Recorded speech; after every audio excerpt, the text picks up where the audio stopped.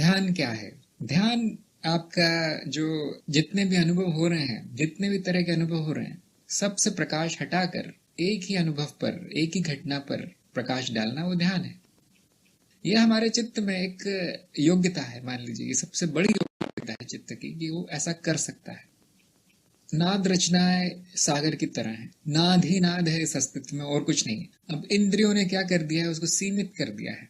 जो 5 इंद्रियां हैं, मान लीजिए, अभी बाकी इंद्रियों के बारे में भूल जाइए। 5 इंद्रियों ने उन नाद को सीमित कर दिया है। अब केवल थोड़ा सा भाग अनुभवकर्ता तक पहुंच पाता है इस शरीर के माध्यम से।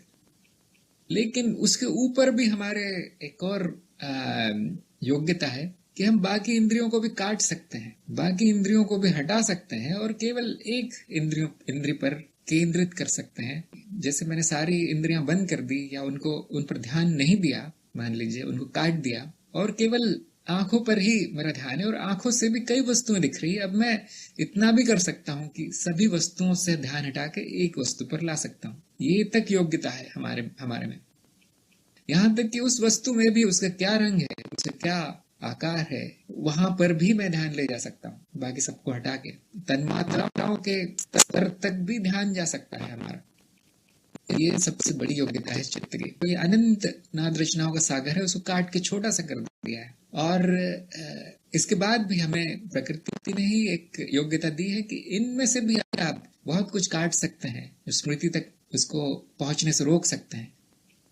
जागृत अवस्था में जागृत स्मृति का अनुभव हो रहा है अनुभवकर्ता को, और कुछ नहीं हो रहा इस उपकरण के माध्यम से। और उसमें ये प्रतिभा है, उसमें ये योग्यता है कि उस स्मृति में जाने से और भी रोक सकता है, और नाद रचनाओं को जितना चाहे आप रोक सकते हैं। एक समय ये भी आता है कि आप संपूर्ण नाद रचनाओं को भी रोक सकते हैं। तब आपकी जागृत अवस्था दूसरी अवस्था में बदल जाती है, जो कि रोज होता है, रात को होता है, आपने देखा ही होगा। स्वप्न अवस्था या निद्रा अवस्था में, सूक्ष्म अवस्था में पहुंच जाते हैं। क्यों? क्योंकि संपूर्ण ध्यान हट गया है। अब एक भी नाद जो है जागृत अवस्था से स्मृति तक नहीं पहुंच पा रहा, जागृत स्मृति तक।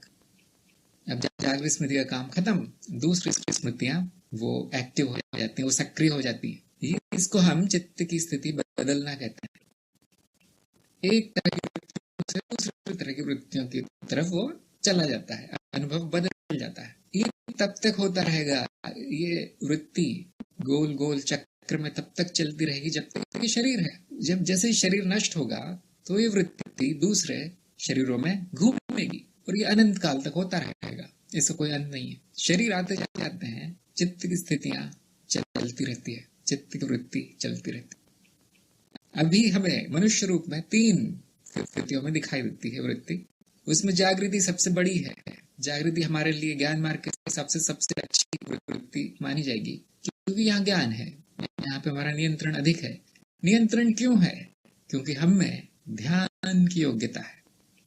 सबको हटा के एक जगह ला सकते हैं, एक अनुभव को ही हम अनुमति दे देते हैं स्मृति तक पहुंचने की, और इसीलिए उसका ज्ञान हो पाता है। यदि आप ध्यान नहीं देंगे तो ज्ञान नहीं होगा। ध्यान और ज्ञान में बड़ा बड़ा नाता है, शब्द भी एक जैसे है ना, ध्यान और ज्ञान। आपकी बात बिल्कुल सही है कि जहां ध्यान होगा वही अनुभव होगा। क्यों? क्योंकि उस जागृत स्मृति से बाकी सारे अनुभव मिटा दिए जाते हैं।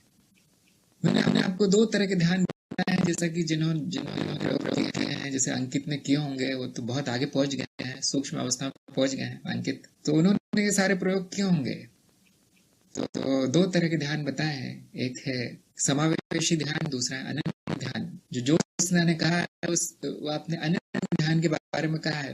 हम में ये भी योग्यता है कि हम ध्यान में सभी अनुभवों को समावेश भी कर सकते हैं। जिस तरह से हटा सकते हैं उस तरह से सभी अनुभव मिला भी सकते हैं। ये आप करके देख सकते हैं, ये करने वाली चीज है, ये प्रयोग है, प्रायोगिक है। सुन के मान लेने से कुछ नहीं होगा आपका, उससे कुछ भी नहीं पता चलेगा, आपको कोई ज्ञान नहीं होगा। बैठ के करना है। सारी विधि मैंने लिख रखी है, वहां पे लिख भी रखी, बोली भी है, बताई भी है। 2 घंटे तक चलता है वीडियो। यही बात अंग्रेजी में बताई गई है 6 या 7 वीडियो में।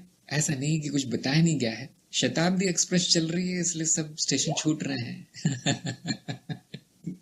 ध्यान और चेतना में कोई संबंध नहीं। वही मैं बोलने ही वाला था, समावेशी ध्यान में आप समावेश कर सकते हैं सभी अनुभवों का, जितना चाहिए आपको कर सकते हैं। जैसे जैसे अभी आप सुन भी रहे हैं और देख भी रहे हैं, आपको आसपास जो कमरे में वो दिखाई भी दे रहा है और मेरी आवाज भी सुनाई दे रही है।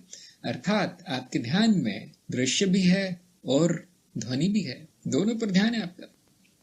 दृश्य में भी कई वस्तुओं पर आपका ध्यान होगा, लेकिन क्योंकि आपका ध्यान इतना आपने साधा नहीं है, उसको उसकी ट्रेनिंग नहीं हुई है, इसलिए एक के बाद एक दूसरी वस्तु पर जाता है और एक पर टिकता नहीं है कभी।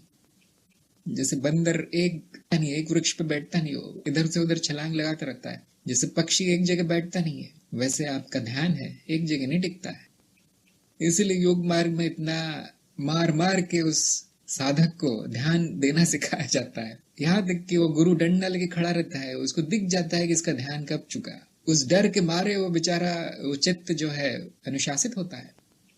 ये ज़ेन मार्ग पर बहुत होता है, गुरु के डर से चित्त अनुशासित हो जाता है। आजकल नहीं होता ये सब, ये पुरानी विधियां हैं। तो अब जैसे हम 2 चीजों का समावेश कर सकते हैं, वैसे 10 चीजों का भी कर सकते हैं समावेश ध्यान में।